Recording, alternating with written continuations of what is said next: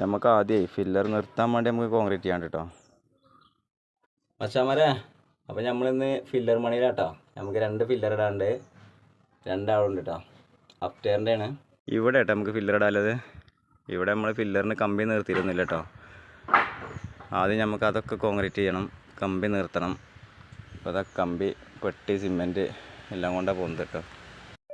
നമുക്ക് ആദ്യമേ ഫില്ലർ നിർത്താൻ വേണ്ടി നമുക്ക് കോൺക്രീറ്റ് ചെയ്യാൻ കേട്ടോ.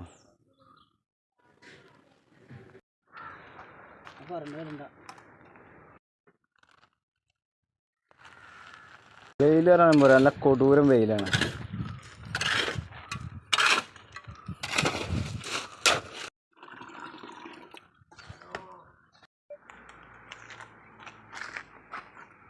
അങ്ങനെ നമ്മളെ കോൺക്രീറ്റ് ഇടാനുള്ള പരിപാടി കേട്ടോ.